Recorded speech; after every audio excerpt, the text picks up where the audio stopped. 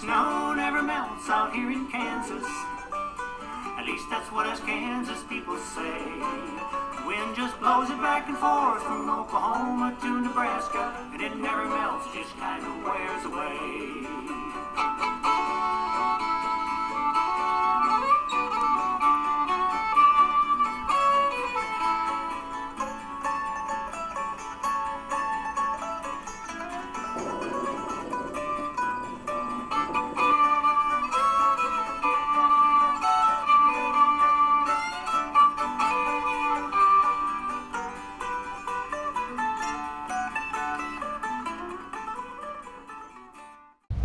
Howdy folks, we're revisiting the history of Chase County in the beautiful Flint Hills of Kansas today. In this video we'll consider how settlers coped with some of the weather-related hazards of living here more than a century ago. These include extreme climate conditions in winter and summer, strong winds and cyclones, extended droughts, and devastating floods. Many considered these acts of God, natural dangers beyond human control. As we shall see, later generations would find ways to lessen and cope with these destructive forces. Our account begins after the Civil War, when thousands of veterans came to Kansas. They sought free farmland. Many were farmers from Ohio, Indiana, and Illinois, and other places in the East. Some came from the South. Some had seen newspaper ads claiming that Chase County had the best valley lands in the world and the best water power in the state. The newcomers settled here along creeks and rivers with fertile bottomlands for farming and trees for building homes and barns. They planted crops, started orchards, and dug water wells. They raised cattle on the nearby hillsides, dotted with rock outcroppings of chert and limestone, and rich with bluestem tallgrass. In good times, the newcomers would prosper, but many were unprepared for the harsh conditions encountered on the Great Plains. They were accustomed to farming in eastern states where weather conditions were more predictable and water more plentiful. The first settler of European ancestry to arrive in Chase County discovered how severe and unforgiving the climate could be. He was James Fisher, an Ohio schoolteacher and farmer. Fisher settled in a log cabin miles from his nearest neighbor, near where the South Fork empties into the Cottonwood River. On Christmas Day, 1855, he discovered the outdoor temperature was 30 degrees below zero. Temperatures can fluctuate widely in Chase County. In the summer months, they can sometimes exceed 100 degrees. During the winters, sub-zero temperatures occur. Chuck Magathan, who farms near Elmdale, recalls in the summer of 1980 a high temperature of 116 degrees. In December of 1983, there was a stretch of sub-zero temperatures. Hello, we're delighted to visit with Chuck Magathan today. He has farmed in Chase County for many years. How have the extremes in the temperature affected you? You're planting corn earlier than we did when my grandfather planted. Frosts come later than what they used to, so we have a longer growing season now than when my grandfather started farming there. How high have you seen the temperatures over the years? 116 is about the highest temperatures I've ever seen. And that was when in the 1980. It was the hottest then.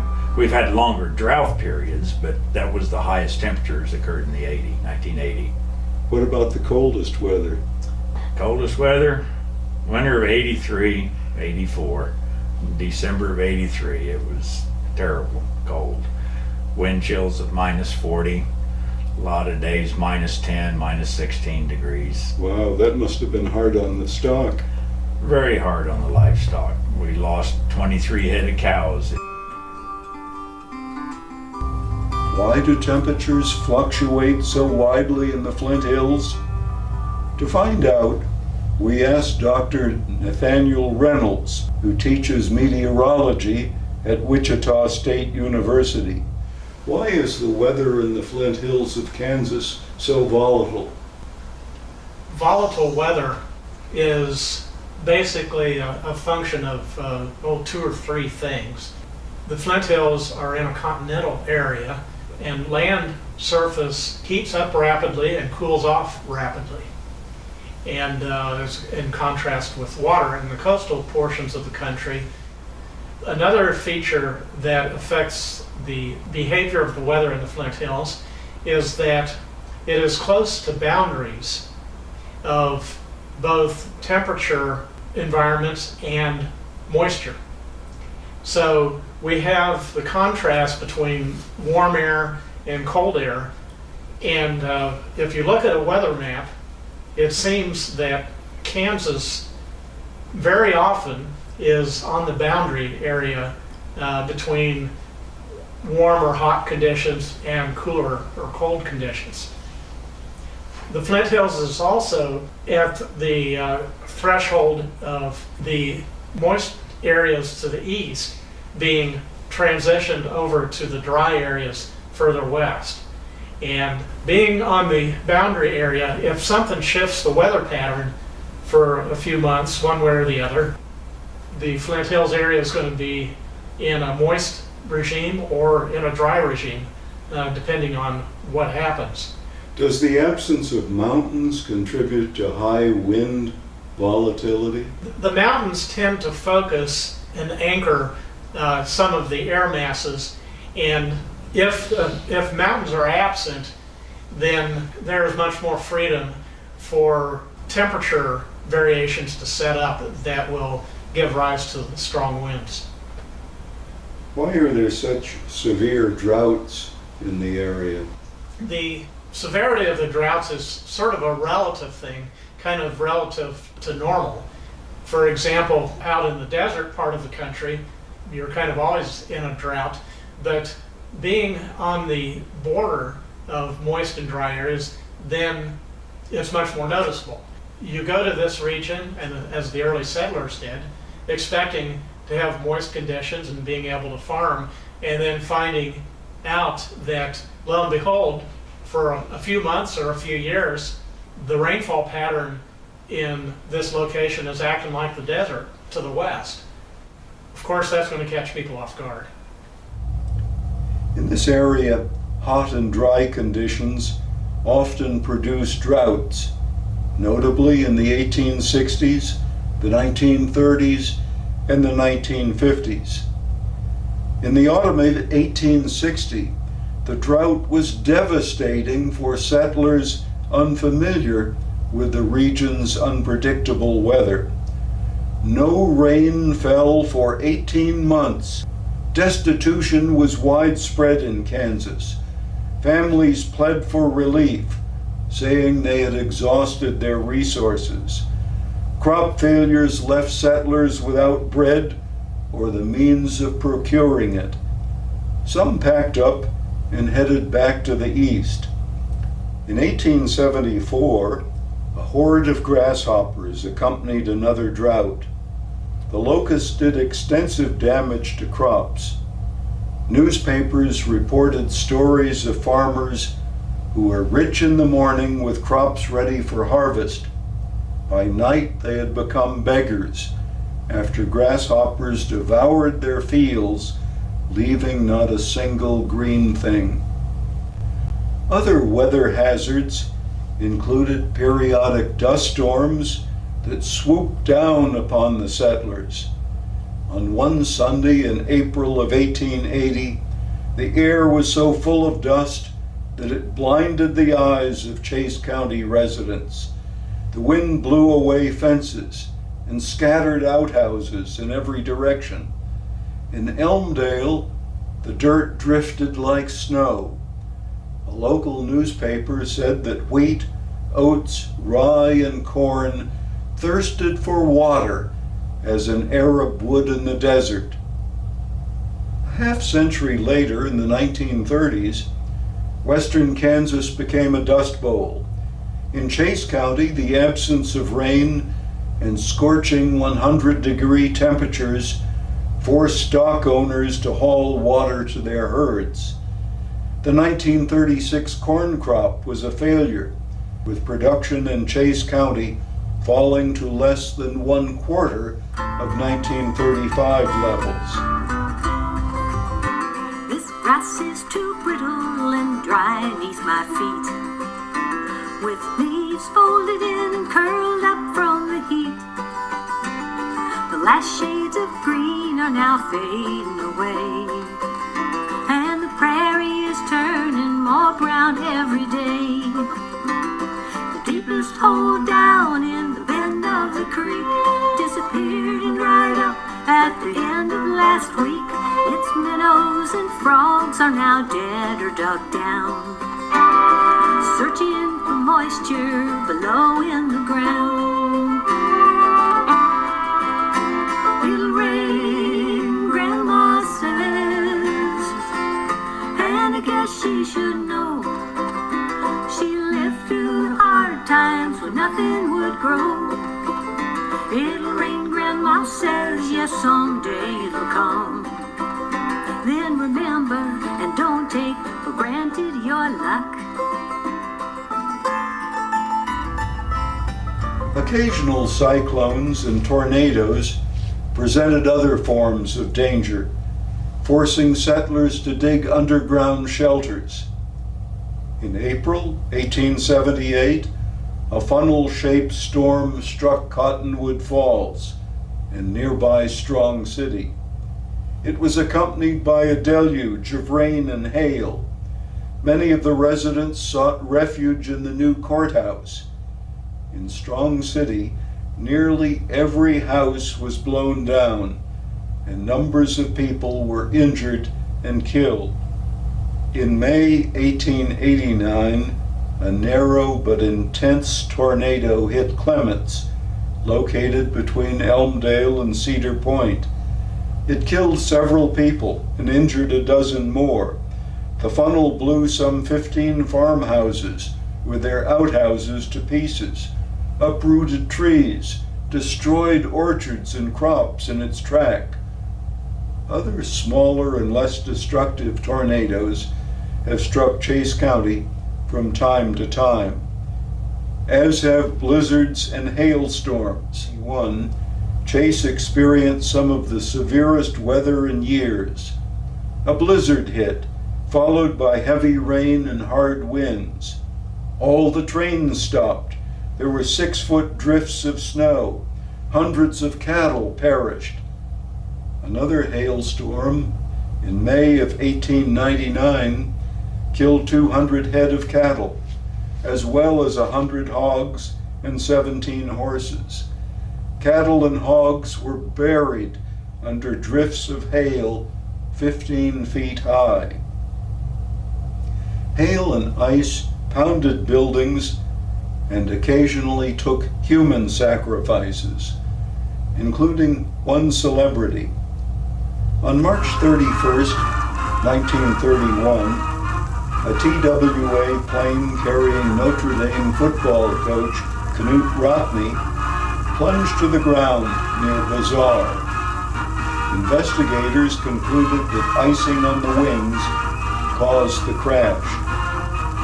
Dr. Nathaniel Reynolds is also a specialist on aircraft icing issues, having worked for Boeing and Spirit for many years. Now, I know for many years you worked for Boeing and you're something of a specialist on icing on airplanes. Do you have any insight on the factors that might have contributed to that crash?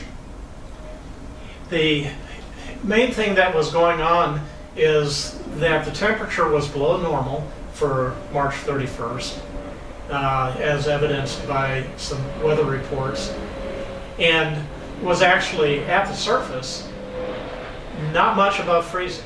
The area of the Flint Hills was receiving rain at the surface, but only a short altitude above the ground, that rain was sleet.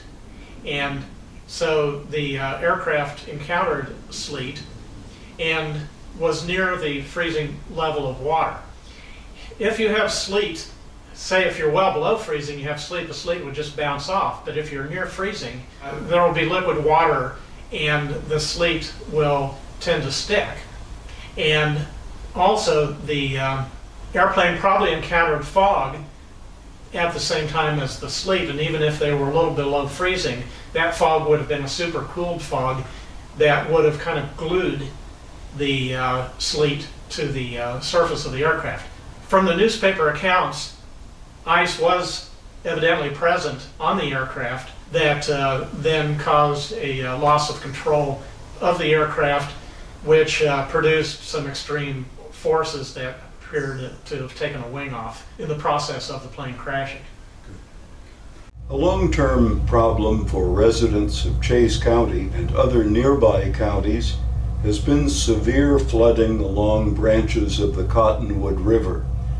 Periodic flooding has devastated several small communities, especially Cedar Point, Clements, Elmdale, Strong City, Saffordville, and Matfield Green. Despite having located their homes in a floodplain, residents frequently chose to rebuild there and endure flooding that occurred periodically every 3 or 4 years on the average. In the early 20th century, the Cottonwood Valley experienced a series of disastrous floods. Indian lore held that there would be a series of 10 floods in the valley. Each would be greater than the last, and the last would sweep away buildings and livestock. One of the greatest occurred in 1903, when many people were forced out of their homes. A newspaper at the time called it the greatest flood in Chase County's history. The flood washed away buildings and bridges. Much livestock was lost. Another great flood occurred in 1929. It closed the Santa Fe Railroad between Elmdale and Cedar Point.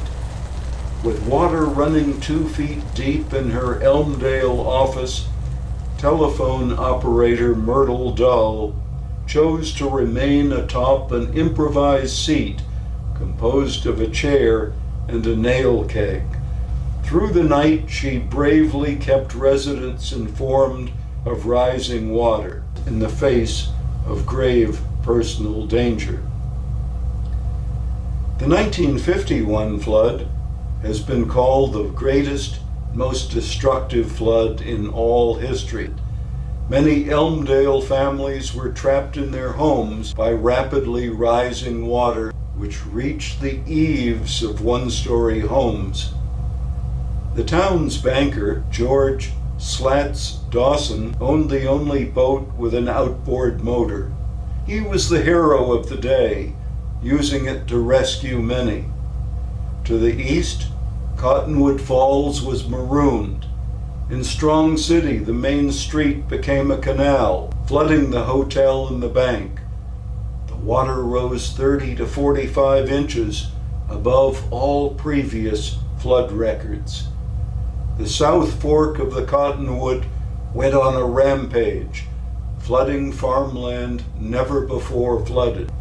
The Santa Fe Railroad's deluxe passenger train, El Capitan, running from Chicago to Los Angeles, became stranded south of Cedar Point. It had 14 coaches, 342 passengers, and a crew of 25. Aid arrived from the air, however. Bill Brandt, a rancher from Burns, flew his small plane to a dry section of US 50 and lifted fresh water and supplies to the stranded train. The severe floods of 1951, with crests some 4 feet higher than previously recorded, brought renewed clamor for effective flood control. In 1950, Congress had authorized the Army Corps of Engineers to construct 4 dams in the area on the Neosho and Cottonwood Rivers. 2 dams were to be built at Council Grove and below Emporia on the Neosho, 2 more at Marion and Cedar Creek on the Cottonwood River. 3 of the dams were built, but upstream residents near Cedar Point objected to the 4th. Landowners like Pat Sobel preferred a series of smaller watershed detention dams on tributaries of the Cottonwood, such as Silver Creek and Diamond Creek, to prevent soil erosion and provide some buffer against rapid water runoff. I did, as a teenager, 14-year-old kid, help build watershed dams on the creek that we live on, Silver Creek, and it has dramatically changed how that particular piece of land is affected by flooding. Since 1964, when they were finished, that creek has never been out of its banks ever since then. It's done an excellent job. 6 different dams on it to help control the floodwaters. It flows into the Cottonwood, and yes, the Cottonwood is flooded periodically every few years, yes, with severe effects on Elmdale and Clements at one time, and Cedar Point, and yes, of course Strong City. Yes, Strong City gets our water. You know, the floods have seemed to be more frequent all the time, and that ties back, as far as I'm concerned, back into the soils of not being able to infiltrate water as fast as we need to, and what they were when we were still native prairies and the Native American Indians were there. But they still had floods as big then as we do now, because my grandfather visited with an old Indian fellow that lived there, and he had told my grandfather that you white man should not put your house down in the floodplain, because the flood has gone from bluff to bluff across here. So my granddad's house is actually back up out of the floodplain, and that's where I live now. Okay. The 1951 flood was supposedly the most severe in the area. 1951 is the number 2. 1998 is number 1 on the height of the water there at Clements. It was about 18 inches higher in 1998 on October the 31st than what it was in 51. So all of the dams at Marion and down the river haven't had much impact on the flooding. The reservoir hasn't had as big as impact as we would hoped it would have, the one at Marion. We still get floods because there's many creeks that dump into the Cottonwood that don't have any watershed dams on them. And if we would do more watershed dams on small creeks and catch the water where it falls at the beginning, we could probably do a lot more to control flooding than what we have with our huge reservoirs.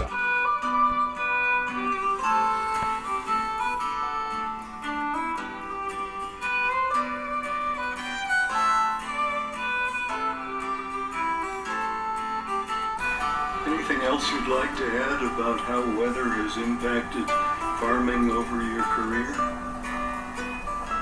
Yeah, it's changed the way we farm, the way I farm. We went all the way from the moldboard plow to what they call strip tilling, to no-till farming, and now I'm doing what they call green cover crop planting. So you plant your next cash crop into a green cover, and then you kill that cover after you've planted your new crop to increase the microbiology in the soils and help regenerate the soils.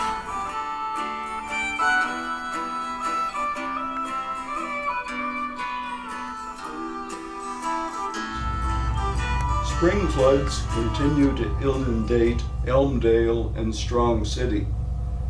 Here are some pictures of flooding in 2019. As a result of the many floods, many longtime residents have moved out of smaller towns in Chase County along the Cottonwood River. Clements, and Saffordville have become ghost towns. Elmdale has 1/5 the population since 1920. It is little different from other rural counties in the Flint Hills. Mechanization of farm equipment has reduced the need for farm labor, but no matter how much value new technology and science bring to agriculture, successful farming still depends heavily on the whims of the weather. In addition, as was true in the 19th century, today's farmer is at the mercy of market factors beyond his control, such as demand and supply conditions in world markets. So there you have it, folks. Today, as yesterday, residents of Chase County remain subject to forces beyond their control, but they've learned to survive the destructive forces of Mother Nature and to thrive with the blessings of Mother Earth. Thank you for listening. Now I would like to introduce Don Sisson, who is the curator of the Chase County Historical Museum, so that those of you who wish to investigate and learn about these aspects of Chase County can find out how to do more. Welcome to Chase County Historical Society in Chase County. We do offer a Rockne display. Our only connection to Rockne is that his plane crashed and he died here. The weather contributed to that by freezing of the wings, and the wing fell off. We have a case of items from the site. We have a Rockne car, a Studebaker. He wanted to become part of the subsidiary of Studebaker. We also offer many other things at the museum. Since we are the Historical Society, we have the building next door, which houses 2 floors of local items that have been donated. We are very lucky to have and very thankful for all of our donors. We also offer research on genealogy and of the county. So we hope you'll come see everything we have to offer and have. And we also would like you to just come and see us. Stop in and say hello.